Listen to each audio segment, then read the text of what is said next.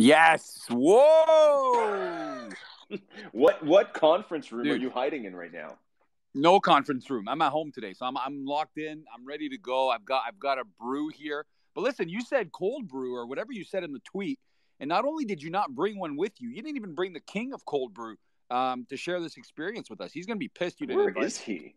Well, he's not even king of cold brew anymore, man. He's Patrick Viewing now. He's changed his identity. Right, actually. He's a completely different dude now. He's completely changed. I'll tell you why. And for those who don't know, that's because in the First Mint Discord, LG actually retired the Club Cold Brew channel. And Andrew King of Club Cold Brew got pissed and changed his name to, what is it again? Patrick Viewing, based on his baller. It's based on his baller. Anyways. 25 seconds. 25 seconds. Whoa. Count us down, Phil D, and then we'll chat with Austin and Mint Juicy. It's starting a little late here, but good luck to everybody in the queue. I'm pretty sure everybody who lines up today is definitely going to get a pack, maximum of 2. So good luck. Wow. If you're in there, hopefully here we go. More packs than that. But yeah, here we 7, go. Phil D, count us down. 5, 4, pretend to slurp my 3, 2, 1. Let's go. Okay, Phil D, before we get to Austin and Mint, what is your estimation for biggest number in the queue to kick off? Oh, that's a tough one, man. I was thinking about that earlier. I think we're going to see people in the 30, 40, maybe 50,000 to kick it off. Okay. I do. Okay. I think it'll be somewhere. I think we'll have somebody in the 30 to 50,000 range, maybe even more than 50,000. God, 50,000. I think so. That'd be a decent amount of packs being bought as well if that was it, right? Because if it's 2 max per transaction, which I'm assuming most people are going to get both. Would you have a spot? 27,000. So I got 27,000. Now let's start hearing from people who got higher than that because I would love an idea. I don't even have a number yet. I don't have a number yet, so I might be way beyond that. Wow. Cool. Let's get to the homies on the stage. Austin Kent, how are you, my man? Doing great. It's a big day here. Really excited. It's a big day. Yeah. What goes it like? What is your routine for a drop day at Topshop, right? Because I mean, even at this point, people have already seen the moments, right, in the rip. They already know what moments are coming out. So what does work look like for you on a day like today? For me, it's a little bit different, I guess. And now for Brandon and just anybody on the content curation side of things, we're sort of weeks out from now. You know, we kind of have to remind ourselves what the community is sort of consuming at the time, because in our heads we're way off in the future. But it's fun on pack days to kind of go back to what we were working on, last month and get excited about it all over again, fall in love with it again. But so for today, we're just, cooking up the next great content to come out. But it's fun to be able to just observe the excitement around what's truly a beloved set. So it's kind of fun. Mm-hmm. Okay. So serious question, a little bit uncomfortable, Austin, but I am curious since you guys are picking the moments, you're curating the content. When packs come out, people get their moments. People are like, oh, I love this Call Anthony Towns moment. It's beautiful. But then there's also people that are like, oh, why did they choose this? How do you process that? It happens. There's some moments, and it's not always the ones that we sort of think like that we can plan for. Sometimes the ones that we think are going to go over great, they don't go over great. And sometimes vice versa. Like it works both ways. But it just it's part of the fun of it too. I learned pretty early on in my career, just as a journalist, like sometimes you'll submit something, you think it's the greatest thing in the world, and then it just comes back to you like littered with corrections and changes. You kind of gotta swallow your pride pretty quick. But it's different dealing with the community because obviously everything we want to do, we want people to be excited about. We just want the pack opening experience to be as enjoyable as possible. And obviously, realistically, not every pull can be, your holy grail pull.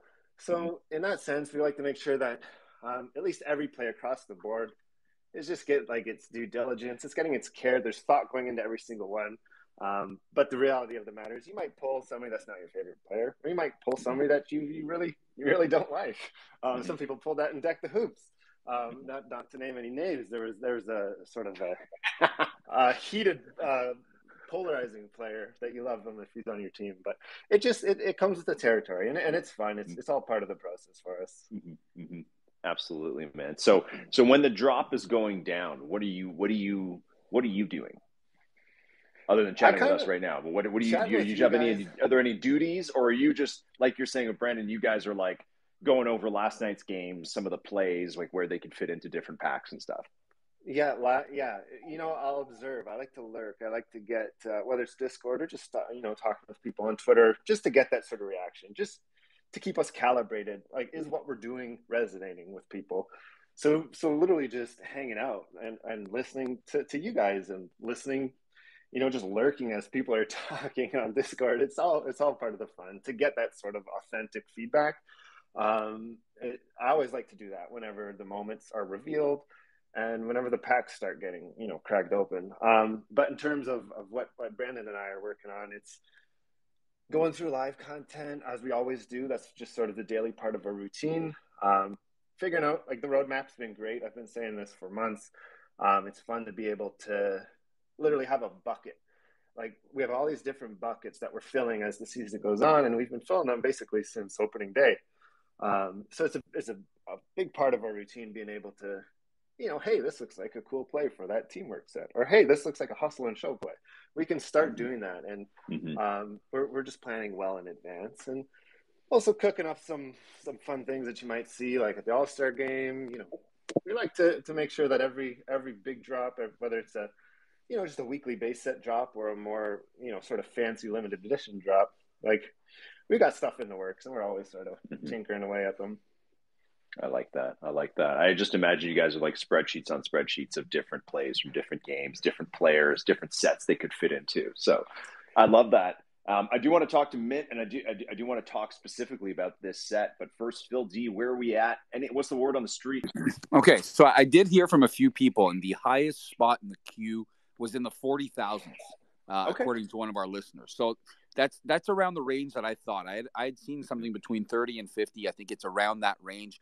And if you do the math, LG, and that's what it ends up being, you'll probably be able to go back in the queue and buy packs 3 different times if you're lucky. If you're at the very front, you might get in a 4th time. But it's not to say that some people are not going to show up, in the next hour or whatnot, and join now, because it is in the middle of a workday. A lot of people do forget. I mean, there's so many queues these days and drops that unless you have some sort of alarm system or a calendar in front of you, seriously, man, like, I've got all these alarms. I've been trying to crazy. develop that on my end, man, and I missed the Genies one today by a couple minutes. Dude, I just made a note for like a tennis ball one later. Like, I'm just all over the place, Oh, there's a little. Oh, okay. I know what you're saying. I saw that thing. I know what you're talking about, man, but I have no idea how to get one. But yeah. So it looks like 40,000. I'm pretty stoked about that. I don't know how long it's going to take to get through the queue and buy possibly 6 packs, but I'll be buying the maximum for sure. And if anybody's got higher than 40,000, I'd love to hear from you and see where we're at with that. But I think it's moving pretty well. Hold on, let me check where we're at. It is, yeah. I've already moved up 2,000 spots, and I was number 19,000 nice. something. So okay. I'm already moving along, and like I said in the podcast yesterday, I'm keen to get as many packs as I freaking can today. Okay, I want to get as many of these as I can. I already got my 3 packs from the airdrop, and I want more. I want to see if it's even possible to get to 10 today. But again, that relies on a lot of people not buying them. So I hope a lot of people get the packs too. So it's a bit of a mixed blessing, or a mixed message there for me. I will say, LG, for anyone who kind of wants to hear why LG is so damn excited about these packs, and why I, for the first time in a very long time, am here saying I'm buying all the packs and ready to go crazy and collect this set, you'll have to go listen to LG's latest episode of the First Mint podcast. That's all I'm going to say. There we go. And it's nice and short. It's not like an hour too long. I think it's only about 17 minutes. Lots of information in there as to why you should be excited and why Topshop did things a little differently this time. And I will say this on that note, I won't say what's in the podcast, but I will say that for the first time, and I'd say maybe 6 months, my daughter is all over this pack drop, and she's also looking to, she's in the queue now, and she's looking to collect this set as well. So the fact that we'll be able to trade them, amongst ourselves, and it'll help us is super, super cool. So that's what I just want to give a quick PSA for. I think Topshop does encourage people to collect via the marketplace, but obviously now with the kind of the gloves being off, with the the restrictions being off for gifting, and people likely pulling multiples, people will be tempted to trade, and that is a huge fun part of it. But if you guys are going to trade off market, just a quick PSA to be really careful with it, right? We saw this in the early days of Topshop, people getting kind of screwed over. A lot of, unfortunately, a lot of people, bad intentions out there. So if you are making a trade with somebody you don't know, be really, really cautious about it. See if you can find a trusted middleman or something like that. Otherwise, try and avoid it altogether, because you make a trade and the other person runs away, you don't get your moment. That's something the Topshop team is going to be able to help you with, right? So just keep that in mind, but obviously encouraging collecting. And speaking of this set, Phil D, because this is a really exciting one. We got Mint Juiciest. We got Mint Juice, the founder of the Hustlin' Showroom, pretty much the masters of this set. Mint, what's up, man? LG, what's happening? Phil, Austin, good to be here with you guys. I feel like a kid in the back of the classroom not listening to the pod. Didn't do my homework last night, so I'm curious to go with that later. Dude, you're a kid in the back of the hustle and showroom. That's a whole other story, my friend. I'll take that any day over a kid in the back of the classroom. It's okay. Man, it's okay, man. I talk a lot. I don't expect people to listen to every single podcast. There's a lot of stuff out there. But, dude, tell us real quick, because a lot of people still not fully initiated, with a lot of the different Topshop communities out there. Mint, tell us a little bit about how the Hustlin' Showroom got started. Yeah, showroom got started. Me, Luke, Dick, who started the Monstars, just kind of saw what was happening with Nine Lives Lounge, and we're wondering if there was ever going to be any utility with owning a set back at the bottom when we were like end of July, beginning of August, and just kind of put out some feelers to people on Twitter, trying to build like a Twitter group and say, hey, anybody have the Seeing Stars set, or anybody have the Hustle and Show set? And immediately the response was like, yeah, we have it. What are we doing? What are you doing? Are you part of Dapper? I'm like, no, man, I'm just a dude, not a whale. Like, I just think this would be cool. And Pack Rip reached out to me and was like, hey, are you for real about doing this? I'm like, yeah, this seems like it would be cool, get a couple hundred people together, no big deal. He sent out like one tweet, and after that tweet, I think it was like, I wasn't even ready to set up the Discord. There's like 500 people in the Discord that day. It was just nuts. So since August, just been grinding, building partnerships, getting people in.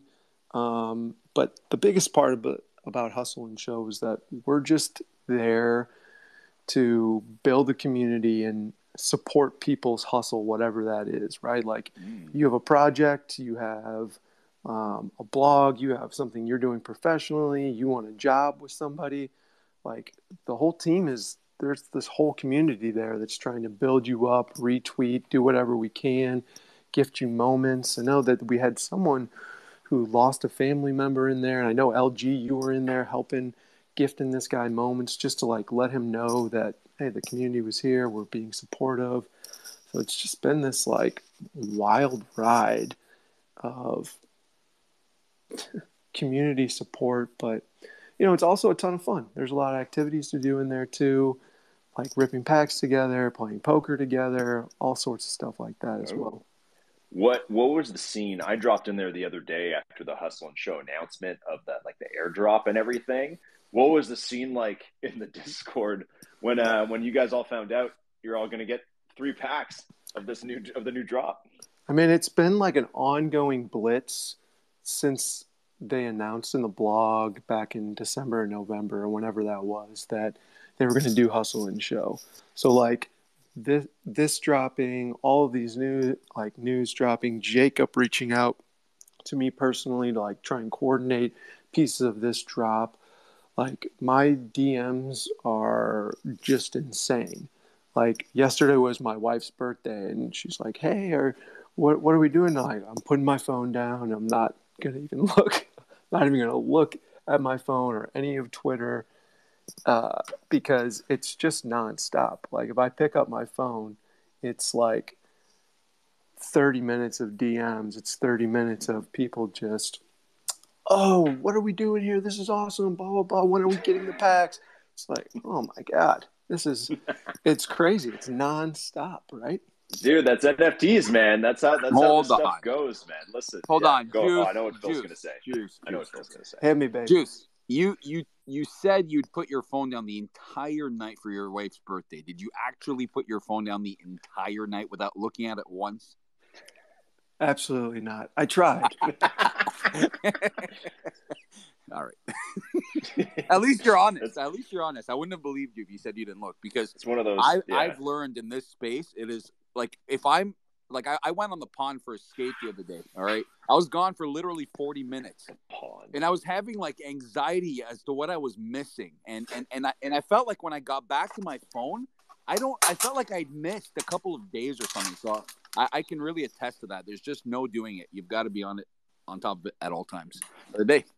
The pond, Phil D? God, how much more, like, literally, how much more, like, painfully Canadian can you make a sound that you were out on the pond, man? So you're talking about Hortons and the bees, No. the fanny I live packs. in the city. I know. I live in the city, but we're shut down here. There's nothing else you can do. You got to make your own space around here. So there's nothing else you can do. I'm just happy you put your phone down and got some fresh air. There we go. That's nice. I want to throw it to Austin for a second while we're talking about Hustle and Show. Austin, I remember when Hustle and Show first came out, the reaction from the community was tremendous. Like, people were really stoked to see a set like this that literally highlights, especially the hustle part, right? Like, people like those real hustle plays. How are you feeling now with it being like a community favorite and it kind of coming back around a second time and people being so stoked about it? I love it. Like, the big thing kind of for me is always, as we're planning sets, is to, we can't all have a hands bunch in of the sets building. that are all kind of HNS fam, where you at? Running up the paint. The hustle always stays strong. Always down to show you where determination came from. Gianna's moment, double block the heavy measures. Couldn't follow through, watch them fold within the pressure. Emphasis on heavy attacks to get your fix filled. Head spinning as Meraki's dropping up the windmills. All skills steady on the HNS grind. Every time you see them, best believe it's always game time. Hang five after you burst through many sections. Blink for just a second, watch the ball stolen by Sexton. On the intersection, freezing is the pathway. Trade with the assist, that loop, and then it's mad pay. Cashed out like pay with the triple. And OG isn't holding out unless the glass ripples. Can't hit you with the double, the time is getting closer. All hands in the building after that, game over. Hustle the shop and show you confidence. Hustle the speed and show you dominance. Hustle the game and show you prominence. The HNS fam, you already know what time it is.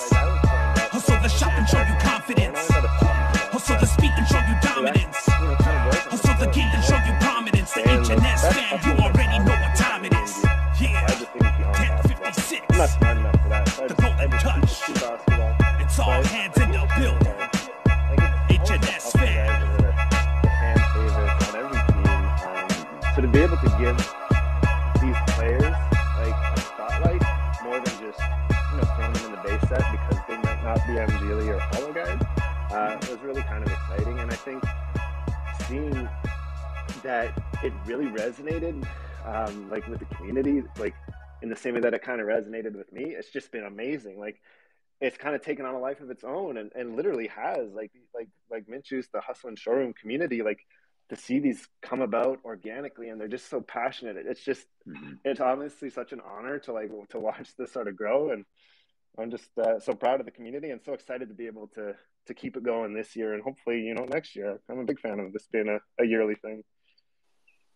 I can totally relate because I think especially the hustle part is for the people that are not particularly skilled or big or athletic.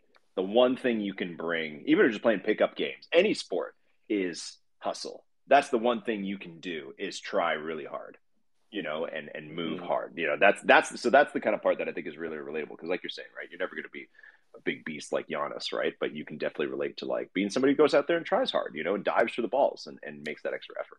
Without a doubt. I see Phil on the ice rink. I don't imagine him skating around the pond.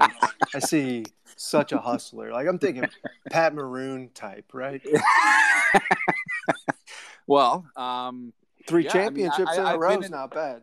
I've been in my fair share of altercations. Actually, it got worse the older I got, to be honest with you. I don't know why. I wasn't really like that in my in my younger days. It was more finesse stuff and a lot of scoring and stuff. But the older I got, I think I got involved in the rough stuff, even more so when I played in the adult leagues. So yeah, you're pretty spot on with that, man. I that's exactly how I play, man. I love to grind and just go crazy out there. And Dylan Brooks, actually one of my favorites at grinding things out. He's just, man, whenever all the other teams say they don't want to play against a guy, or they think some guy's a prick, and that relates to every single sport, that player is doing something right. And I think that those are the guys you're talking about, Minchus, is the guys that fall into the hustle category. They're guys you don't really want to play against because you can't even breathe for a second without these guys doing something. Right. Brooks if you is take a such second a off, dog. there, right? Brooks is such a dog, and you're absolutely right. He's making a name for himself, and he's doing it exactly that way. You need guys like that on every team, right? So, yeah, they become the fan favorites without a doubt. And listening to Austin say that great stuff about the community and then the set in general is really cool. It's like, man, it's kind of getting me emotional. But I got to say, the one thing about this set that I loved is, yeah, you have this opportunity to highlight fan favorites or guys that you don't like from other teams because you don't want to play against them. But the thing that drew me to this set was I was a huge NCAA fan when I was a kid, and I always loved watching the tournament. At the end of the tournament, they play that One Shining Moment montage of all the highlights and all the super passionate moments, guys diving on the floor, running after the basketball. And I loved that as a kid. I'd run outside, start shooting hoops, and imagine like, oh, I'm going to be one of those guys, right? So to like see these plays now back to back and all these hustle plays, like just takes you back to that passion. It's like, dang, these guys are still laying it all out on the line. They're not 12 years old. These guys are 26, 27-year-old guys have been doing it all their life, and they're totally committed to this. So much respect. And, yeah, Austin, man, such a good job this time around, too. You guys are killing it. Keep it up. Austin, do you think, and this is what I'm going to ask you, anybody listening, I'm going to ask Austin a speculative question about sets in the future. And I don't want to see any tweets later that's like, Austin said on Spaces that they're going to do this set. Okay, I don't want to see anything like that. Okay, this is pure speculation. I'm putting that out there.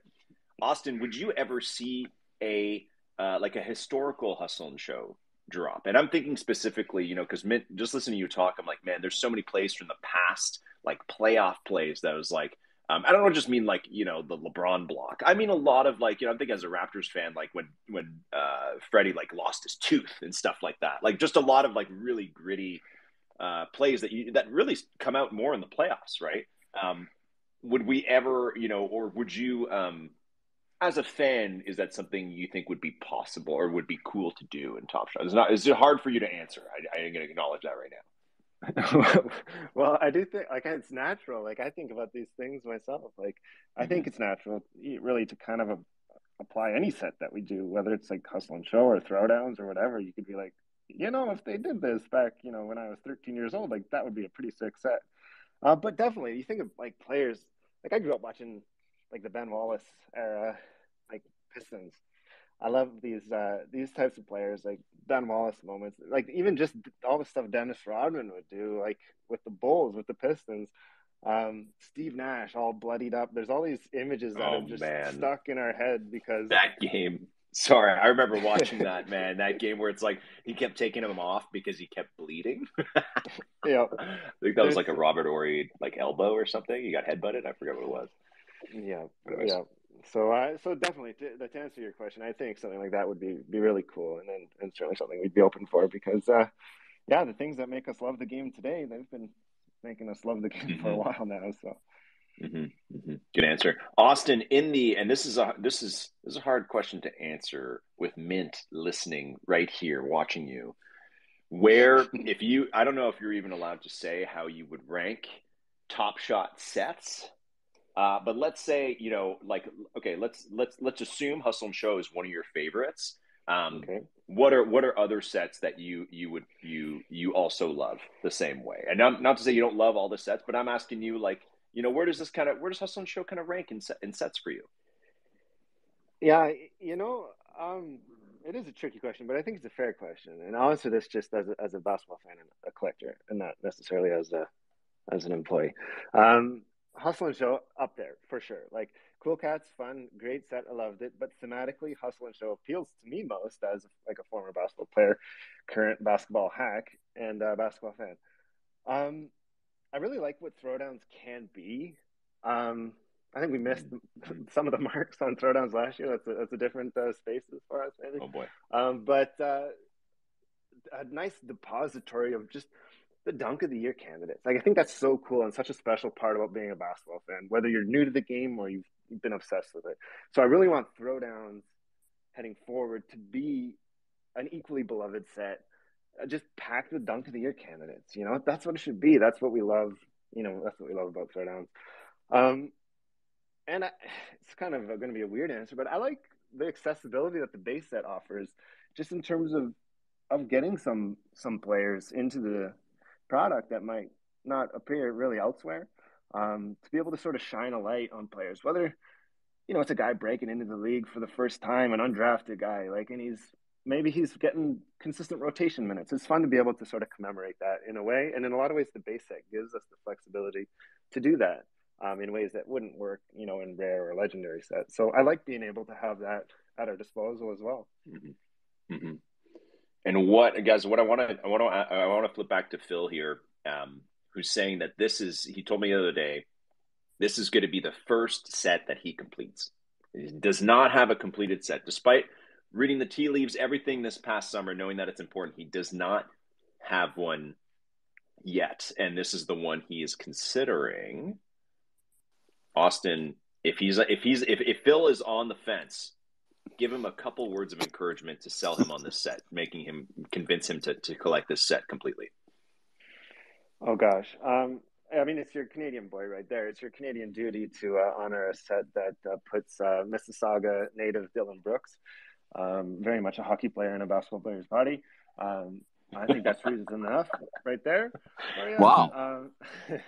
There you go. I'm sold. Well, listen, I'm already in line, so I'm already sold. But I think access-wise, this is one of the ones I'm looking at where I don't know if it'll be easy. I think it'll be easier than some of the other ones have been, based on where they're priced and all that. But I think the ability to get 2 packs, right away when you get to the front of the line, and then go back in line and get more, and then have the ability to trade with others, I love that. I really do, and that's so appealing. And like you said, just the aspect of hustle and show for me is, and Mint said it right, that's my type of game. I got a bit of both when I play any sport, really, and there's nothing that bothers me more than lazy players in any sport. I don't care if it's youth, I don't care if it's adult leagues, I don't care if it's professionals.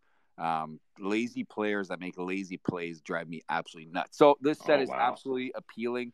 There's also a mix of players in there that's some of the other sets that have all, mega star players, it's not really, attainable for the casual collector or even new collectors that come in and just want to, collect casually. But a set like this got a nice little mix of players. In the first one, I think the rewards was it Giannis, and who was the second reward mint for the first hustle? Tell him, Mint. Tell him. Ja Morant. That's why I went to Mint. I know Austin knows, but I want to hear it from him. I know. I was going to say, but I was like, Mint has got to tell you. Ja Morant, bro. Yes. So that's that makes the set alone worth for sure collecting and holding, because some of the players you'll say, well, who the hell are these guys? Or not who the hell are they, but they're who the hell wants to collect these guys? But the rewards too, I just like the whole concept behind the set. So I'm pretty stoked, and hopefully I can get it done. I mean, I like all the players in this set. I'm just going to put that out there, that there's not too many no names in here for me.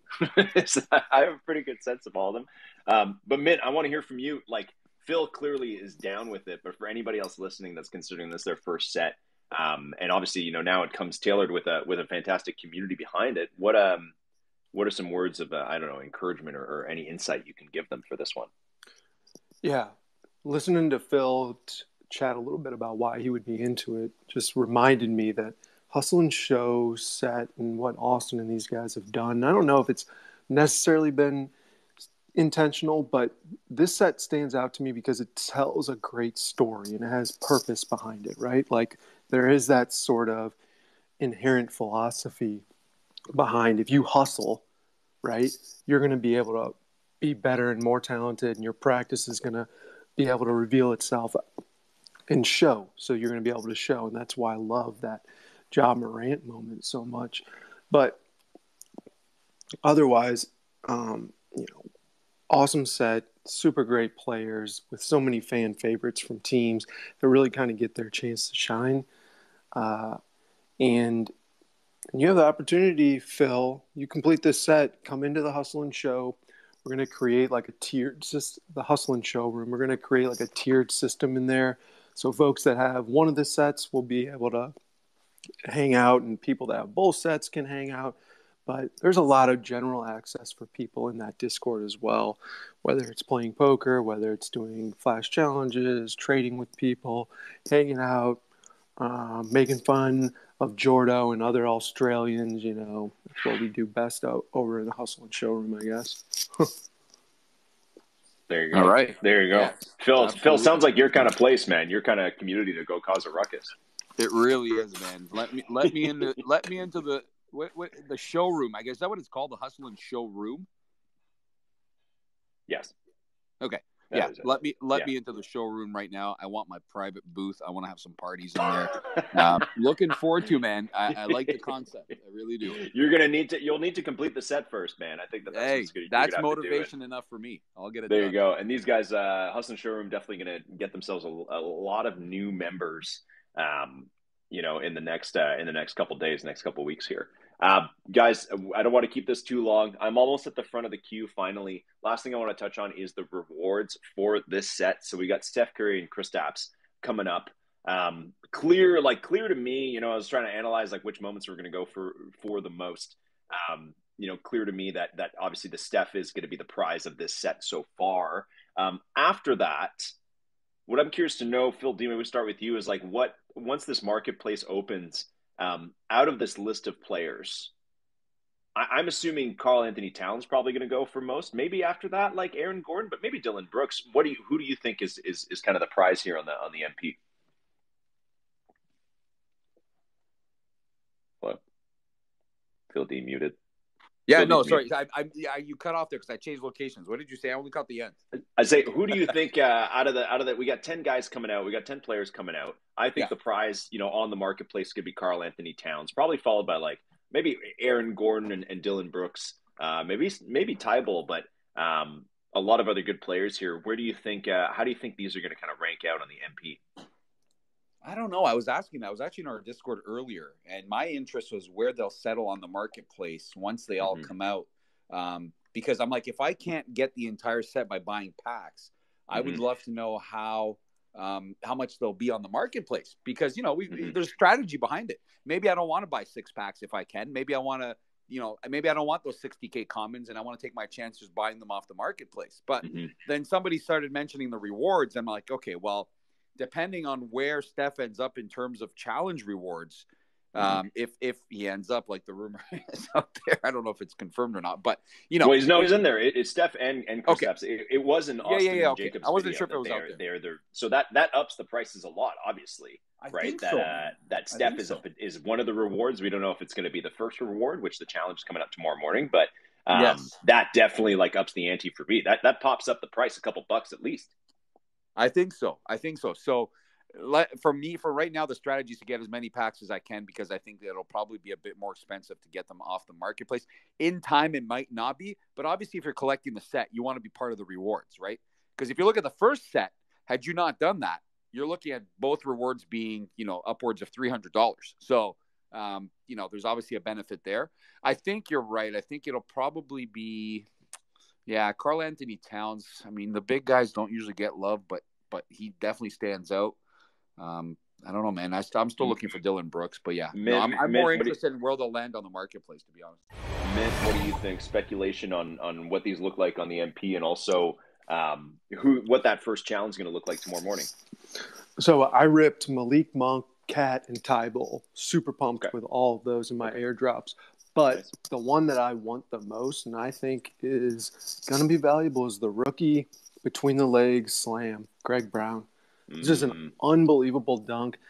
And imagine like putting that out there as a rookie and then going back to the bench and everyone cheering for you instead of your coach. Like, if you missed that dunk as a rookie. Not a good look, my man. Yeah, that's fair. Yeah, no, that's true. It is good to, that's actually a really good point about the Greg Brown. So that could be a pricey one. What do you think? What do you think Challenge is looking like tomorrow morning? Well, I don't know. I think that the stuff is so shiny. Maybe they'll save that. But if it is, super pumped for it, obviously. And I mean, to get the 3 airdropped and kind of have that head start, I'm looking to just buy as many packs as possible. I just want to do the packs for this one. I saved the Dapper for it. I'm ready. Great. Beauty. Well, that's good to hear, man. Yeah, I just want to do as many packs as I can as well. So pretty keen on that. I just purchased my first 2 packs, and I'm now back in line at number 49,000. So maybe not 10 packs today for me, but we'll see how the numbers go. Guys, I got to wrap out. So it's been great to have you. Last words from Austin. I always ask this, anybody from Topshop that comes on, is there any hints or sneak peeks of what we can expect after this Hustle and Show drop over the next couple weeks? Oh, geez. We'll just we'll enjoy this one. We'll enjoy the excitement. Thanks for letting me kind of, live vicariously through you guys all getting excited about this one for sure. Maybe start filling out some content for the next Hustle and Show drop. But for us, we'll keep busy. It's a big time coming up. We're at the halfway point of the NBA season. All-Stars coming up. So we're really excited about what's to come. No super juicy alpha, unfortunately, not at this time. Just blink twice if the next thing is a rare set. Just do that. But we can't see you, so it doesn't matter. Love it. Appreciate you guys. This has been fun. It's just so fun being able to see the community's response to this. Well, we appreciate you, Austin, and Phil and Mint. Thanks, guys, for hopping on. Thanks everybody else for listening in. It's a short one today, but good luck with your packs. And Austin will encourage this, but post those packs on Twitter, man. Let's see what you got. We had Pepe just tag us, and they pulled a number 3 Matisse Tybalt. So good luck in your polls today, guys, and we'll